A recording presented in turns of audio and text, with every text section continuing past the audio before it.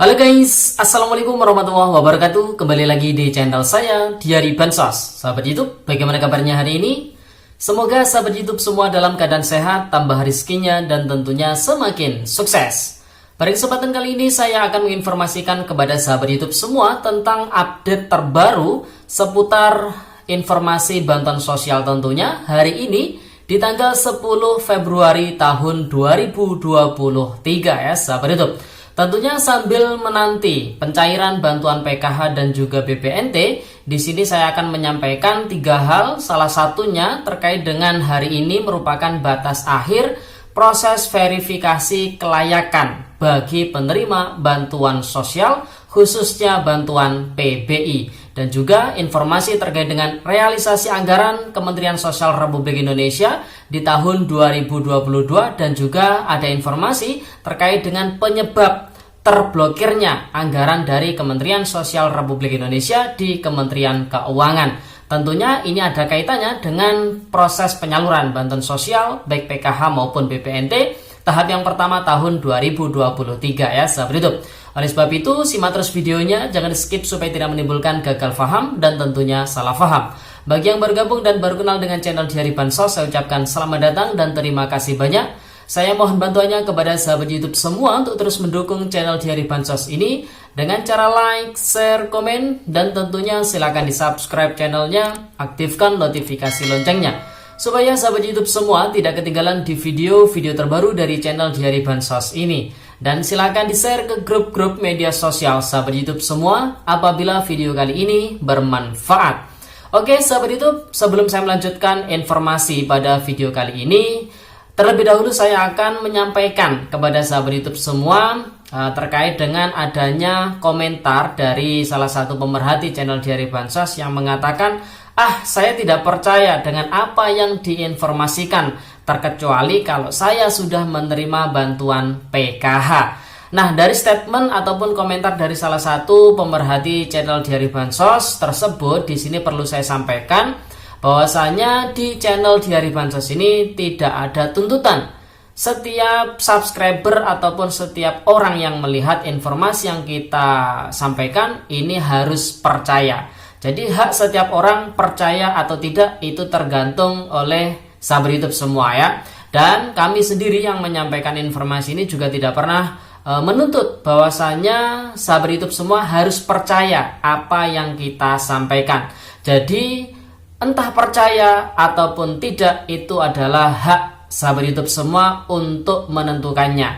Jadi kita pun informasi ini, ya kemarin ada yang komentar juga, informasinya berubah-ubah terus ya. Karena memang fakta di lapangan ini informasinya terus berubah-ubah ya sahabat YouTube, karena kita informasinya akan ngambil dari informasi yang ada di Kementerian Sosial Republik Indonesia, baik itu melalui media YouTube resmi dari Kemensos ataupun dari website resminya ataupun dari informasi langsung secara berjenjang di SDM PKH itu sendiri ya sahabat YouTube. Sehingga informasi ini yang kita terima di beberapa hari yang lalu begini, di beberapa hari kemudian jadi begini, kadang berbeda-beda informasinya. Jadi itu adalah dinamika dan semuanya harus kita sampaikan dan sahabat YouTube semua harus menyadari ya, karena bantuan PKH ini tidak seperti dulu, bantuan sosial tidak seperti dulu, dan informasi yang kita sampaikan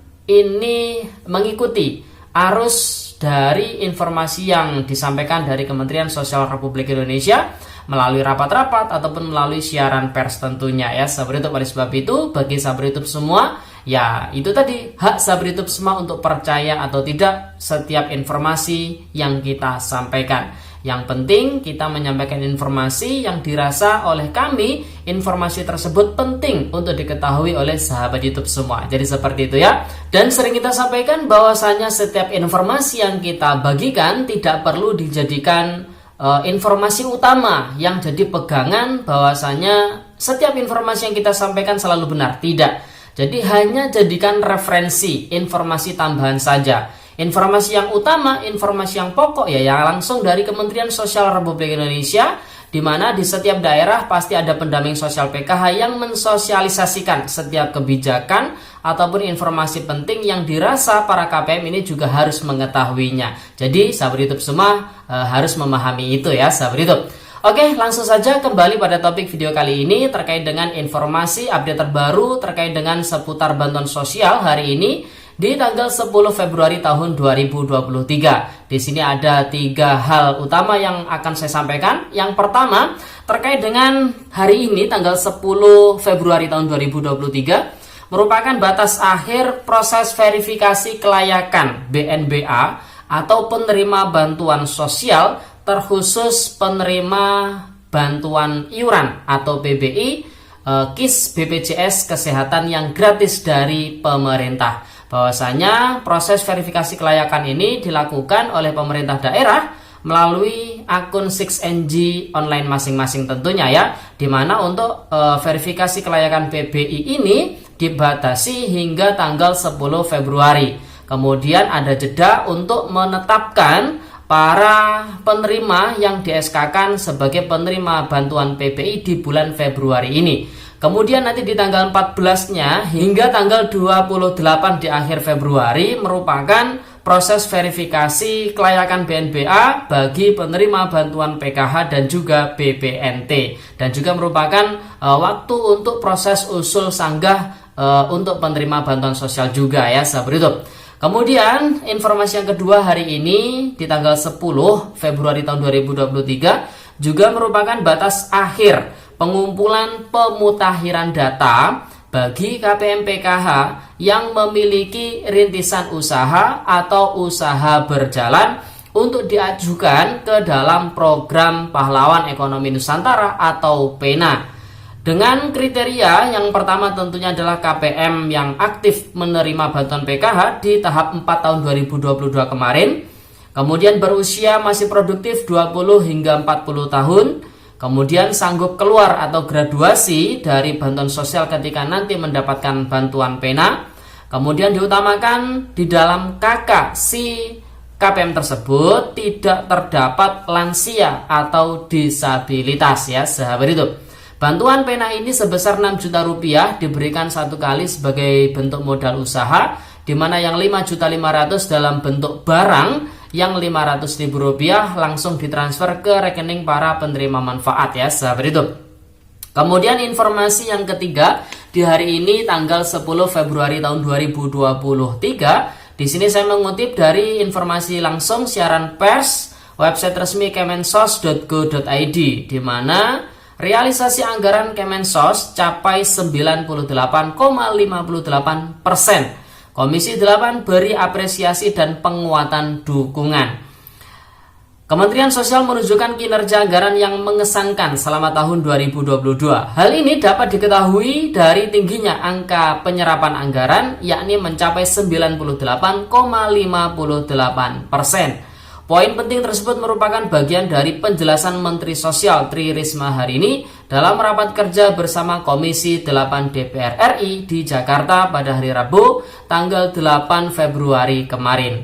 Realisasi anggaran Kemensos tahun 2022 sebesar 96,5 triliun atau 98,58%, kata Mensos Risma saat rapat kerja bersama Komisi 8 DPR RI di Jakarta. Pada tahun 2022 anggaran Kemensos mencapai 97 triliun lebih ya. Kinerja yang baik berhasil mencatatkan penyerapan sebesar 96, sekian triliun atau 98,58% di hadapan wakil rakyat. Mensos menguraikan penjelasannya berdasarkan 4 pos anggaran. Di sini pada intinya untuk bansos pada Dirjen Linjamsos dialokasikan untuk program perlindungan sosial korban bencana alam, bencana sosial dan non-alam, serta program keluarga harapan atau PKH dan RST Rumah Sejahtera Terpadu. Bantuan untuk korban bencana alam yang mendapatkan bantuan logistik, tanggap darurat dan pemulihan sosial serta layanan dukungan psikososial realisasi sebesar 280,43 miliar atau 99,24%. Sementara untuk realisasi bantuan untuk program perlindungan sosial korban bencana sosial dan non-alam disampaikan Risma mencapai 50,89 miliar atau 100% lantaran adanya tragedi Kanjuruhan pada Oktober tahun 2022 yang lalu.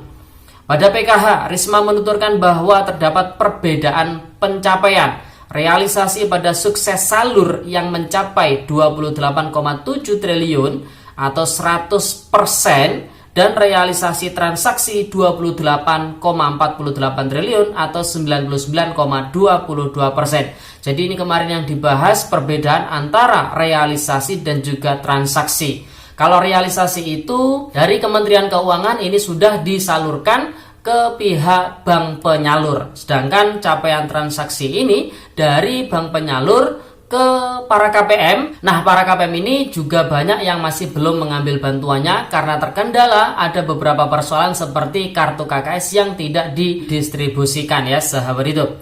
Kemudian untuk bantuan program Daya Sos tahun 2022 dialokasikan untuk bantuan pangan non tunai atau BPNT, BLT minyak goreng dan BLT BBM, pemberdayaan komunitas adat terpencil serta pahlawan ekonomi Nusantara atau PENA. Kemudian untuk program PENA, realisasi telah mencapai 26,68 miliar atau 52,31% dari pagu sebesar 51 miliar. Artinya serapannya ini tidak terlalu tinggi.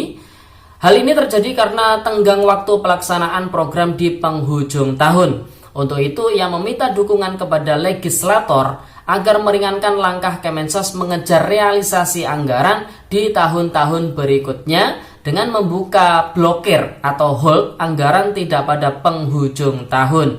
Kami rutin melakukan rapat dengan kementerian ataupun lembaga terkait agar hold anggaran dibuka atau blokiran anggaran ini dibuka di awal tahun. Jadi saat ini kami tengah berjuang, kami mohon dukungan dari pimpinan dan anggota Komisi 8 DPR RI untuk mempermudah langkah kami ke depannya, kata Mensos. Nah, terkait dengan hal tersebut, Ketua Komisi 8 DPR RI, Ashabul Kahfi pun mendukung usaha Mensos untuk mendorong kementerian atau lembaga terkait untuk membuka blokiran anggaran di awal tahun agar memperlancar proses penyaluran bantuan sosial ya, sahabat itu. Nah, terkait dengan adanya anggaran dari Kementerian Sosial Republik Indonesia yang diblokir oleh Kementerian Keuangan, ini Kementerian Keuangan menjelaskan ada dua sebab. Yang pertama, karena adanya dokumen yang masih belum lengkap. Yang kedua, karena adanya perubahan kebijakan di pemerintahan pusat tentunya terkait dengan anggaran yang ada tersebut ya, sahabat YouTube. Oleh sebab itu, mari kita doakan semoga anggaran yang masih tertahan ataupun terblokir ini segera dibuka agar bantuan sosial begitu PKH BPNT juga bisa segera tersalurkan untuk tahap yang pertama tahun 2023 ini ya, sahabat YouTube. Oke, itu informasi yang bisa saya sampaikan pada video kali ini. Semoga videonya bermanfaat dan sampai jumpa di video dari Bansos terbaru berikutnya. Sekian, terima kasih. Salam PKH. Wassalamualaikum warahmatullahi wabarakatuh.